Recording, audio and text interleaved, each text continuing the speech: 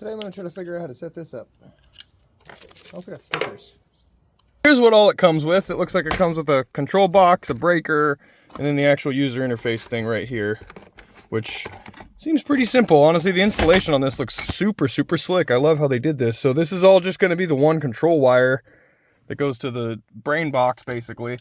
And I'm planning on putting it right here, taking out my old analog switches, just because, I don't know. I love analog switches. I love that feeling, but this thing is just really cool. My brother got it for me for whatever reason, and yeah, I'm gonna wire it up now.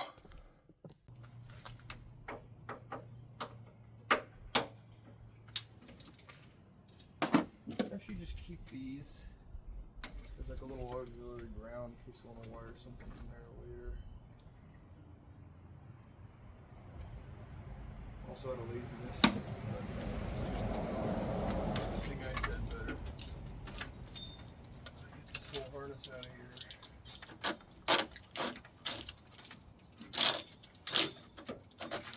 I think I have a light on that switch actually, I think.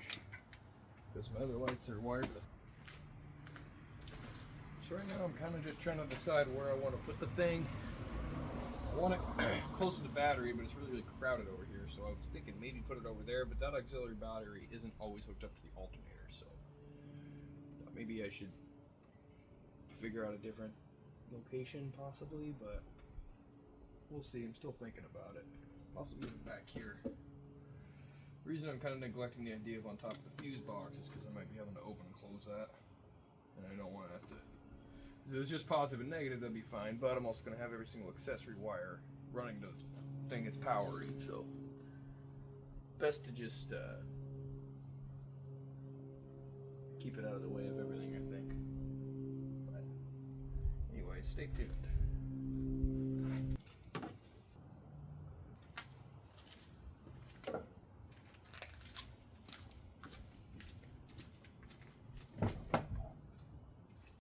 So since I just have 4 wires coming out of here, I have 2 different connectors. One of them is not hooked up down there, but I have this light that's hooked up, and I have another connector, like I said, that's not hooked up. So I want to make sure I find both of the same connectors for this light. An easy way to do that is some multimeters will just have the little Wi-Fi, sideways Wi-Fi looking thing, but basically you're switching it to the setting where when these touch,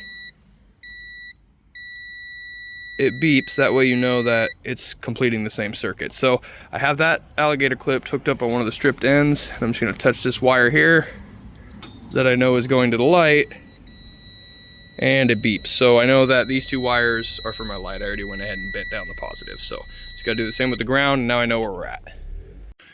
All right, so looking at the wiring diagram, I only need a 10 amp fuse, honestly probably smaller for the light circuit. So I'm going to go ahead and use button number 4 and button number 8, which are going to be these 2. That's just going to give me an easy ID. So unfortunately, that's going to be on the passenger side of where I put the switch, but I don't really want to waste a 30 amp circuit for just a light. So ideally, I would want it to be 1 and 2 or 1 and 5, but both of those are obviously way bigger than I need, 30 amps. So I'll just have to make do. But anyways, this is just a real quick rundown of how this wiring diagram works. They really, at Mictuning, I think this is called, they make this super, super simple. Quick diagram of what I got going on. Ground's just going straight to ground, positive into the breaker, out to the positive on the battery. Remember, it's a DC breaker. You don't want to wire both to this, otherwise you'll blow up. Then I got the accessory switch going into my radio fuse. I guess it doesn't really matter which one you use, but from what I understand, that's just for illumination on the switch panel, but I don't know. It also has a switch to back it up to accessory power instead of battery power, so we'll find out. But now it's time to move on to the inside and do the last step, which is plugging this guy in.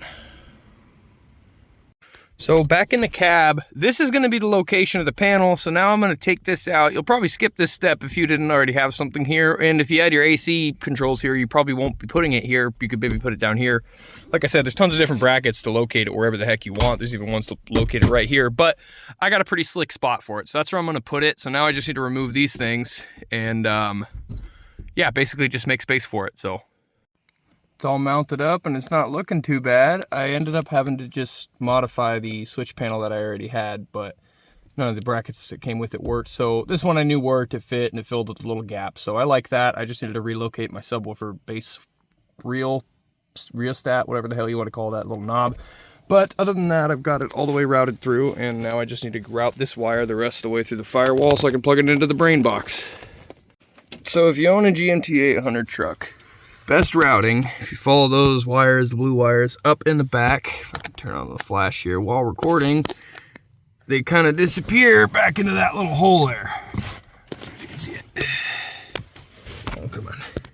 The hole right there. It's behind this plastic box to the right of your e-brake.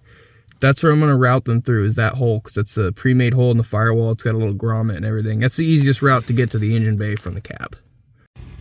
It's got the lights. I can turn the lights on and off. I can adjust the brightness. I don't know how well you can see that on camera, but it gets... Here, let me turn the flash off. I can make it brighter or dimmer, which is cool.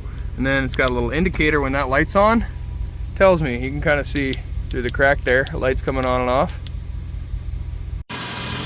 Bright as can be.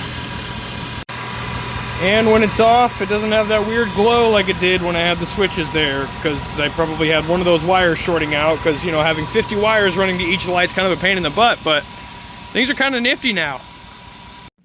So this is all the clutter that was running from the cab to the engine bay that I was able to delete, and now it is literally just this one little wire controlling everything. I went ahead and revisited the amp wire while I was under here, but yeah, it still gives me access to jump somebody if I need to, just by moving this little cover, and because I switched to the top post because the side posts suck, and it gives me access to this breaker just in case I need it. So I really like this. It's a very slick setup under the hood. Saved me a lot of space. I'll be honest, as far as the inside goes, other than the illumination being super cool, it's not that much different in here, but I do very, very much like having everything all in this self-contained bit. These are the 10 amps. I think these are 30, 20, 15, 10. So it is a little weird the way they set it up. I wish I could pick, and I'm not 100% certain if that control box can have a bigger switch in the ones rated for smaller, but I'll have to do a little more research to figure that out. But overall, I'm very happy with the way this turned out. I only had to relocate this little knob here, but my little key switch for my secondary charging thing and all that fits right up here. So I got my little control center like an airplane.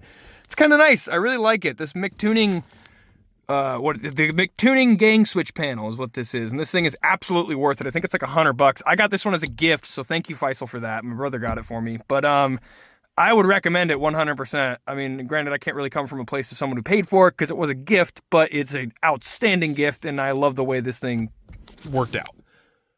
Between that and all the space I saved under the hood, it's absolutely worth it, I think. So I like to have easy access, quick access to the battery. Now, granted, I have that backup battery, but I would rather jump them off of the main battery just because I know that that's a cranking battery and not a deep cycle battery. So having the clear, everything being all nice and neat under the engine bay not only makes things safer because you're less likely to, you know, not see a wire shorting out, but it also just makes things nicer and neater when I do have to go in there and work on other stuff. So overall, I would 100% recommend the gang switch panel. This is the 8 gang, the PS1.